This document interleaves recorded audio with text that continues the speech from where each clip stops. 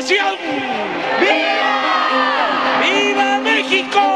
¡Viva! ¡Viva México! ¡Viva México! Durante el sexenio de López Obrador, la inflación acumulada cerró en un 32%, alcanzando su punto más crítico, casi 9% en 2022, debido a la pandemia y a la guerra en Ucrania. Aunque la estrategia del Banco de México y el gobierno logró reducirlas a niveles de entre 4 y 5% hacia el final del periodo, la ciudadanía mantuvo una fuerte percepción de carestía. Estamos ya creciendo, es decir, nuestra economía se está recuperando, se está cumpliendo nuestro pronóstico de que íbamos a caer por la pandemia, pero que íbamos a recuperarnos pronto. En 2021 comenzó la recuperación.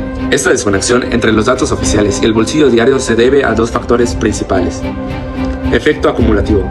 Que la inflación baje no significa que los precios disminuyan, sino que aumentan a un ritmo más lento. Por lo tanto, los costos se quedaron en los niveles altos, alcanzados durante la crisis. Y otro punto importante es el golpe en sectores clave, como los productos de consumo diario, que fueron los que sufrieron los mayores incrementos, como la canasta básica, que subió más del 40%, con la tortilla pasando de 14 pesos a más de 22 pesos el kilo, mientras que la gasolina magna aumentó de forma gradual de 19 pesos a casi 24 pesos, a pesar de los subsidios aplicados. Durante el gobierno de Andrés Manuel López Obrador, uno de los temas más debatidos fue el manejo de finanzas públicas. Para entenderlo, primero debemos saber qué es la deuda pública y qué es el déficit presupuestal. La deuda pública es el dinero que debe el gobierno debido a préstamos adquiridos para financiar gastos y proyectos. Por otro lado, el déficit presupuestal ocurre cuando el gobierno gasta más dinero del que recibe por impuestos y otros ingresos. Durante el sexenio de Andrés Manuel, se realizaron importantes inversiones en programas sociales como las pensiones para adultos mayores y las becas para estudiantes, además de grandes obras de infraestructura como el Tren Maya y la refinería Dos Bocas. El presidente sostuvo en diversas ocasiones que su gobierno no estaba endeudando al país, como ocurrió en administraciones anteriores. No vamos a aumentar impuestos en términos reales. ¿Deuda? No van a haber impuestos nuevos, no va a crecer la deuda pública, no vamos a endeudar al país, no van a haber gasolinazos. La fórmula es sencilla: acabar con la corrupción y con los privilegios en el gobierno. Sin embargo, especialistas y organismos económicos señalaron que hacia el final del sexenio el déficit presupuestal aumentó significativamente debido al incremento del gasto público. Datos de la Secretaría de Hacienda mostraron un crecimiento importante del déficit durante el 2024. Para algunos analistas, este aumento fue necesario para financiar programas sociales y concluir obras estratégicas. Sin embargo, otros consideran que el gasto fue excesivo y podría generar presiones financieras para futuros gobiernos. Déficit respecto al PIB en 2024 en México. En 2024, México registró uno de los déficits públicos más altos de los últimos años, al alcanzar aproximadamente el 5.7% del PIB durante el último año del gobierno de Andrés Manuel López Obrador. Según datos de la Secretaría de Hacienda, especialistas señalaron que este aumento estuvo relacionado con un mayor gasto público en programas sociales, obras de infraestructura y proyectos prioritarios impulsados durante el sexenio, aunque el gobierno afirmó que estas inversiones ayudaron al desarrollo económico y social del país. Analistas advirtieron que el incremento del déficit podría generar mayores niveles de deuda pública y afectar las finanzas nacionales en los próximos años. Es de resolver nosotros, porque la verdad ya financieramente lo tenemos resuelto, todo el sexenio. El Producto Interno Bruto, también conocido como PIB, es un indicador que sirve para medir el crecimiento económico de un país. Durante el sexenio de Andrés Manuel López Obrador, la economía mexicana enfrentó uno de sus momentos más difíciles debido a la pandemia de COVID-19. En 2020, México sufrió una fuerte caída económica provocada por el cierre de negocios, la pérdida de empleos y la disminución de actividades económicas. Sin embargo, después de la pandemia comenzó una recuperación económica gradual. En los siguientes años aumentó nuevamente el empleo y regresaron algunas inversiones al país. El gobierno destacó la recuperación económica como uno de los logros del sexenio. Sin embargo, algunos especialistas señalaron que el crecimiento promedio de la economía mexicana fue menor al esperado. Durante la pandemia, cientos de negocios han tenido que permanecer cerrados, pero pagando renta, mantenimiento, servicios y sueldos a sus empleados y sin generar ganancias. Uno de los cambios económicos más destacados durante el gobierno de Andrés Manuel López Obrador fue el aumento del salario mínimo. Cuando inició su sexenio en diciembre de 2018, el salario mínimo era aproximadamente de 88 pesos diarios. Para el final de su administración había aumentado a cerca de 249 pesos diarios en la mayor parte del país. El salario mínimo era de 88 pesos diarios, 2.687 pesos mensuales. Y a partir del 1 de enero, el salario mínimo va a ser de 249 pesos diarios, 7.508 pesos mensuales. Este incremento representó uno de los aumentos más importantes en décadas. El objetivo era mejorar el ingreso de los trabajadores y recuperar el poder adquisitivo que se había perdido durante años. Sin embargo, algunos especialistas señalaron que el aumento de precios o inflación redujo parte de beneficios obtenidos, ya que el producto y servicios básicos también se habían encarecido durante algunos años del sexenio. A pesar de las críticas, la mayoría de los análisis coinciden en que el salario mínimo tuvo una recuperación significativa durante este periodo. Con respecto al costo de la canasta básica, durante el sexenio de Andrés Manuel López Obrador, se experimentó un incremento del 48%, impulsado por presiones inflacionarias. Para mitigar el alza de los precios, se implementó el PASIC. Durante el gobierno de AMLO, pues se implementó esto, que se trató de un acuerdo voluntario con la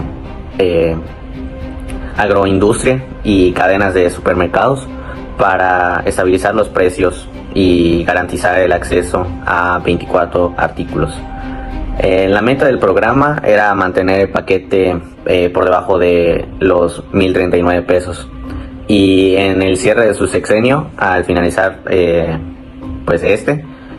se reportó que el costo promedio de estos 24 productos rondaba alrededor de los 810 pesos, haciendo así que se cumpla la meta del programa.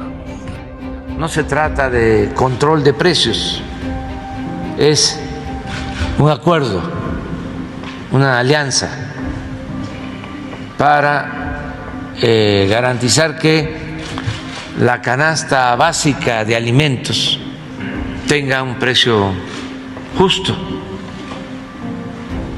Y yo quiero agradecer la colaboración de los productores, de los empresarios, de los comerciantes, porque han aceptado participar de manera voluntaria. Y esto nos ayuda a todos.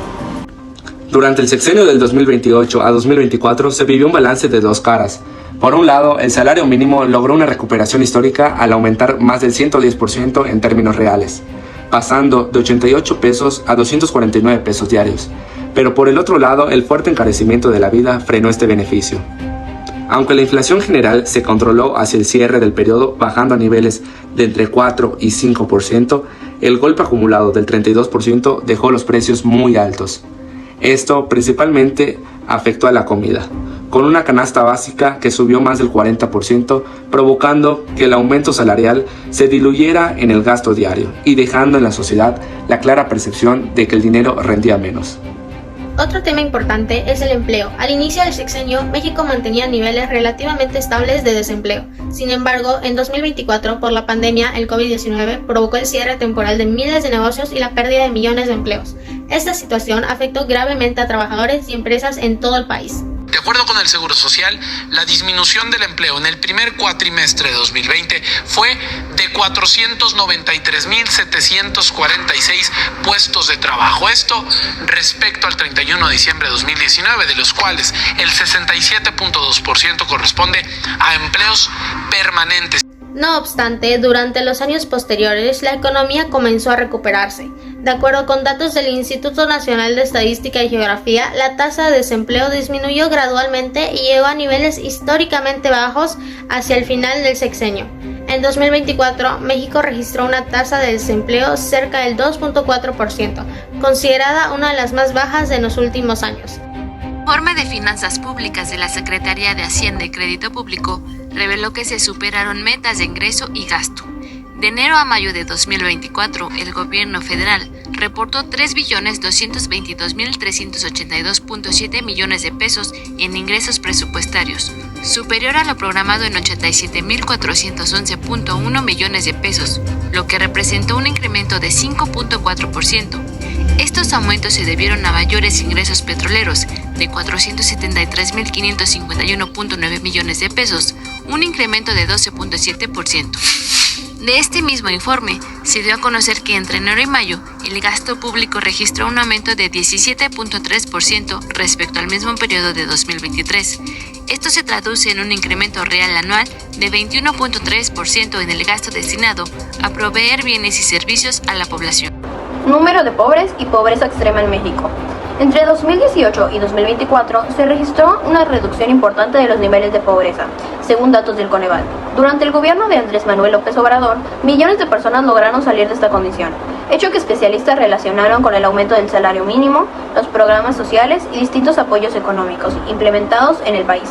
Sin embargo, la pobreza extrema continúa afectando a millones. Además, organismos y analistas señalaron problemas persistentes en servicios de salud, educación y acceso a oportunidades. Aunque los indicadores reflejaron avances importantes en materia social, los desafíos económicos y las desigualdades aún permanecen en México. Alegría que nos produce el que haya menos pobres en nuestro país. También en el salario promedio de los trabajadores inscritos al Seguro Social. Miren cómo aumentó el salario.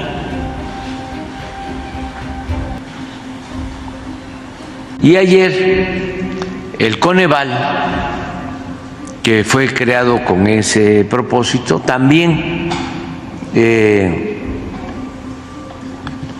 reafirmó de que ha habido una disminución de la pobreza y de la desigualdad de manera histórica. El tipo de cambio representa el valor del peso mexicano frente al dólar estadounidense. Durante gran parte del sexenio de Andrés Manuel López Obrador, el peso mexicano se fortaleció frente al dólar. Este fenómeno fue llamado por muchos medios como el superpeso. La fortaleza del peso llamó la atención porque el dólar disminuyó de precio en comparación con años anteriores y México mantuvo estabilidad financiera en distintos momentos del sexenio. El gobierno consideró esto como un logro económico importante y el propio presidente mencionó en varias ocasiones que el peso mexicano era una de las monedas más fortalecidas frente al dólar. Sin embargo, también existieron críticas, ya que algunas personas señalaron que el fortalecimiento del peso no siempre se reflejaba en una mejora directa para todas las familias mexicanas. El peso o superpeso. ¿Podrá el superpeso? El superpeso. ¿Superpeso? ¿Qué rollo con el superpeso? El superpeso. Superpeso llegó a los 16. El papel de superpeso. El superpeso. El superpeso. El peso de fuerte está fortachón y el peso está fortachón.